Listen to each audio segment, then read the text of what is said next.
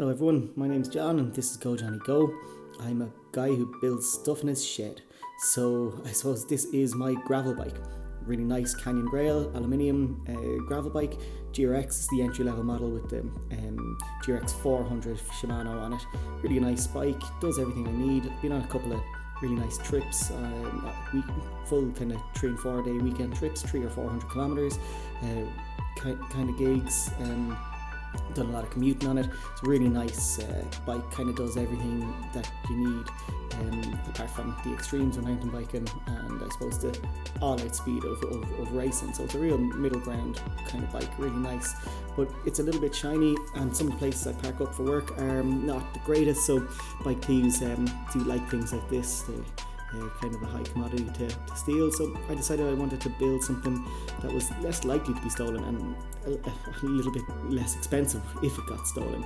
So I wanted to build up a 90s mountain bike frame into a gravel bike as best I could, but doing it on a budget. Quite cheap parts and keeping everything good. So this is my Kona Hahanna frame. I actually have another Kona Hahanna already, a mountain bike version.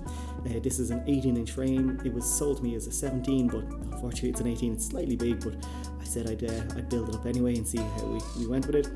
Really good frame. Paint has a little bit of patina on it, but overall quite good. These are Bontrager super stock wheels, 26-inch. Still sell some parts for these. And some Shimano drivetrain stuff, and went with a bit of Shimano acera with this. And on the right there you can just see it is a nice steel fork I got off a guy second hand. I just bought a few bits off him. So this was the plan for this fork and frame and these wheels be married up and put a bit of a gravel spin on this build. So I had a few other little bits lying around that I added to it, and we'll see them later on. So just back to my Grail for the moment. I suppose nice carbon fork, 650B wheels, and yeah, really does everything I need. Really nice, really light, and quite nice, but it is a bit shiny for bike thieves. So we're going to build this up. The biggest issue I had with this Kona frame, two actually, the bottom bracket was rusted in and needed an impact gun to get it out, so Aldi came to the rescue with an impact gun. It was really hardly rusted in there, and the saddle stem, the seat stem was completely held in. That's the power fork there. So really nice fork actually. Not light but definitely strong, and Shimano acera. So this is how far I got along with this at one stage, and we got the new bottom bracket in, the crankset on, wheels are on there, and yeah, the triple there, really nice. I like triples actually. They've got a really good range. If you're not into weight saving, I think they're a really good option. They are quite versatile, they'll go up anything. So I suppose the two issues I had, the seat post being stuck, that had to go into a vice upside down after being soaked in GT85 for a couple of days. I tried a couple of other ways. I was reluctant to use heat, so into a good nice garage vice upside down, and got a bit of leverage on it, and it did come loose. That bottom bracket gave me a lot of trouble on the drive side getting it out, but it did come with some major persuasion, and thank God the treads did clean up quite well, and the new bottom bracket went in no problem. That seat post, as you can see a bit of patina on the frame there. This is by no means a perfect frame, but a really nice kind of green. Does kind of stand out, which is possibly what I didn't want to do, but unfortunately green kind of stands out, especially when it's this kind of metallic old lead type paint that they would have used on these. And I suppose the stickers are quite bright and out there, but again, close up people won't like it. That headset didn't work out for me, so I ordered another one. The wheels are really nice. They actually have a set of gaux tyres on them, GAUX. I think they're French, and they were actually a really nice tyre. They rolled along really nicely, but then had a bit of edge on them for grip. I did a good bit of commuting on this bike when I did build it up, so really nice bike to cycle, but definitely heavy. These were my original handlebars off the Canyon, and you can see here I hadn't gotten the shifters yet, but yeah, I was just kind of sizing things up, seeing how they went together. Didn't like the amount of spacers there, so I was going to have to neaten that up. I think the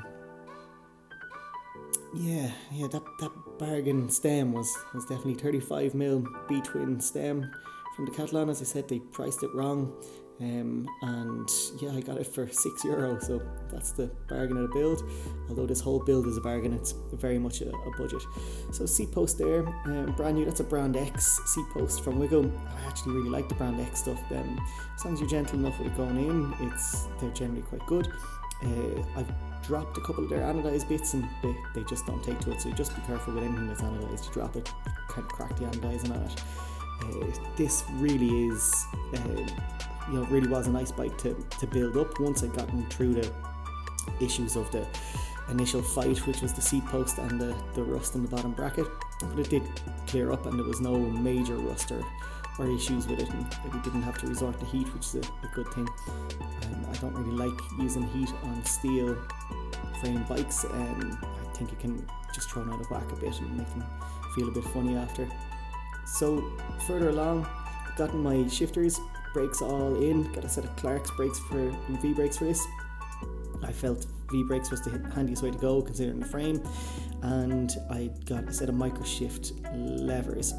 That's 3x8 levers, and yeah, that's a selle Italia X1 saddle and a set of SPDs, Shimano SPD clipless pedals.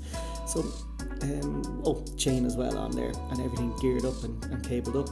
So this, as I said, this rode really nicely. I suppose, how does it compare to a modern day gravel bike? The modern day gravel bike probably has a slightly lower bottom bracket.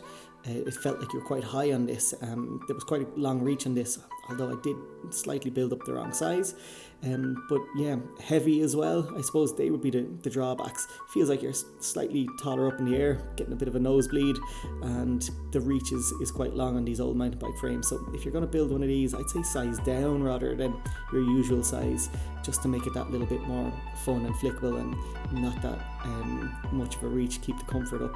But apart from that, and apart from it being heavy and you definitely feel it on the hills, it was a really nice bike. I kept it for over a year, did a lot of commuting on it. I did a couple of gravel canal pathways and through woods a few times. I actually got this blooke headset off AliExpress, and it was really nice. It was actually quite good quality. I was surprised. And you can see the stem, there's a lot of spacers on that stem, but I just had to match it up as best I could to the stem on my current gravel bike, so it turned out quite well. I was quite pleased with it. I eventually did put a rack and mud guards on it and used it in and out of work. It was really good at that job, as long as you weren't looking to shave minutes off your ride or anything like that. Yeah, selle Italia X1 saddle, that's a really nice saddle as well, won't break the bank.